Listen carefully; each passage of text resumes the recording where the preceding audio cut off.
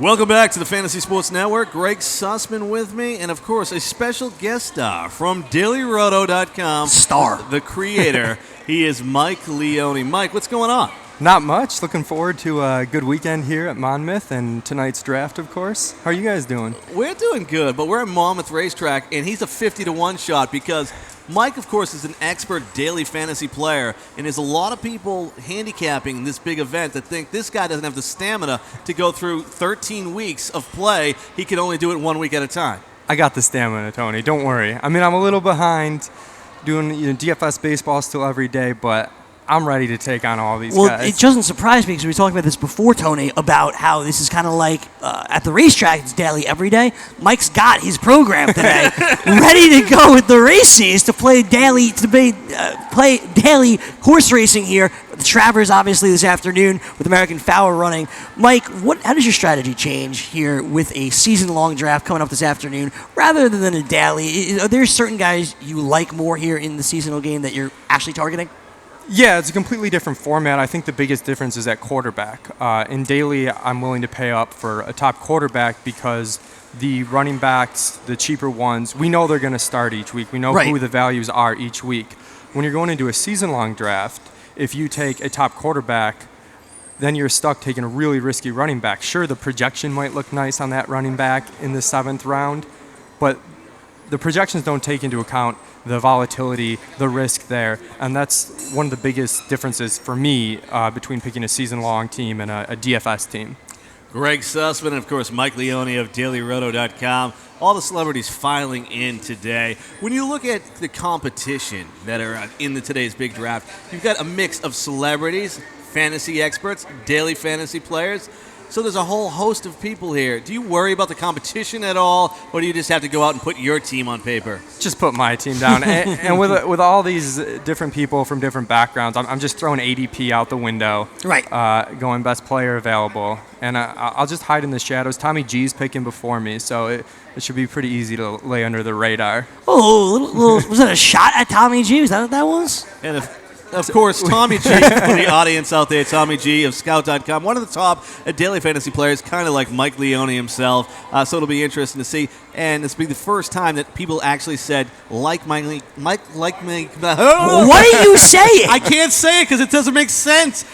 Mike Leone and Tommy G are nothing alike, but I had to put them together. Don't know what you're saying. Oh, my gosh. So, yeah, you got Tommy G drafting behind you, and you said you're unlike the daily fantasy, you're avoiding the quarterback early because you don't see as much value there. So at your pick, what do you pick, 6, 7 here? I'm 7. You're right. You're at the 7th spot. Mostly you're seeing kind of after Antonio Brown, the next kind of wide receivers go. Out of Julio, OBJ, Dez, Demaryius, how do you rank these guys? Because one of them has a very good chance of being your first-round pick. Right, and I'm probably gearing up for a wide receiver. Okay. And for me, I'm on Demaryius Thomas.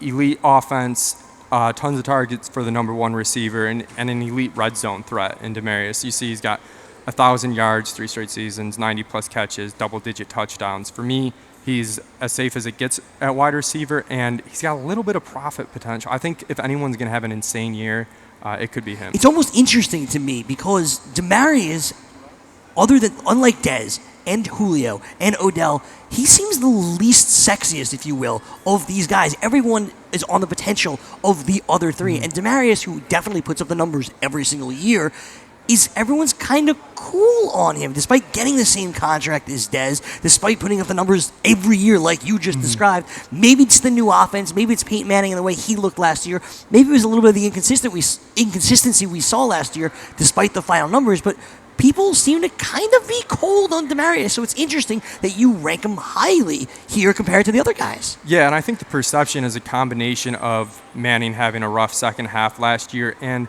people just crediting that offense in general. Right. And Demaryius doesn't get the credit he deserves given his talent and just the volume he receives, though. It's high volume, elite offense. Those are guys I like to target, especially early on. I don't want to take a chance on a guy on a team that might not be that good. I mean, you want to target elite players and elite offenses, and that's what Demaryius is for me.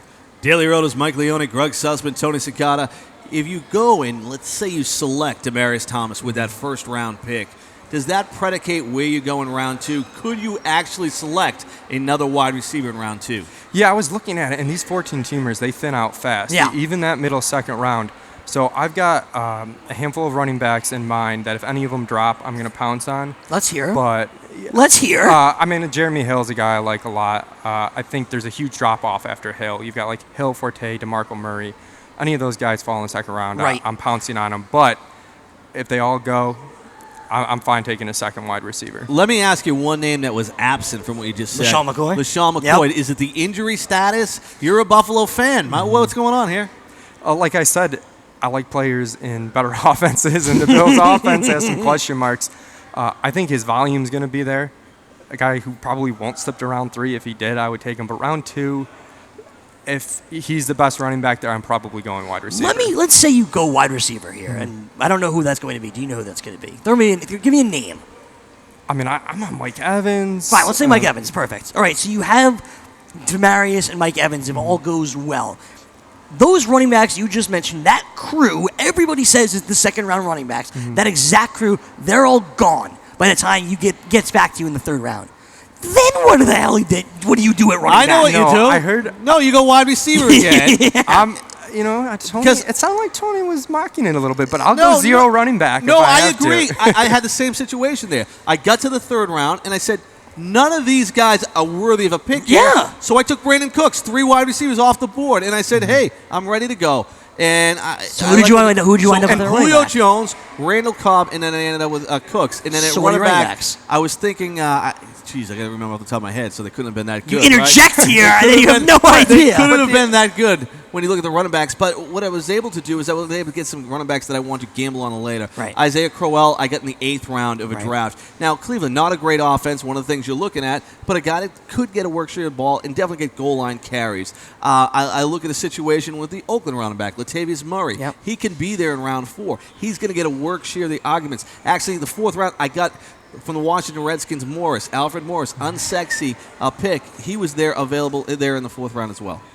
Yeah, and it's a 3 wide receiver, 1 flex, full PPR. I'm going to dominate the wide receiver position. I'm going to dominate the flex spot. And then I'll load up on bench running backs if I have to.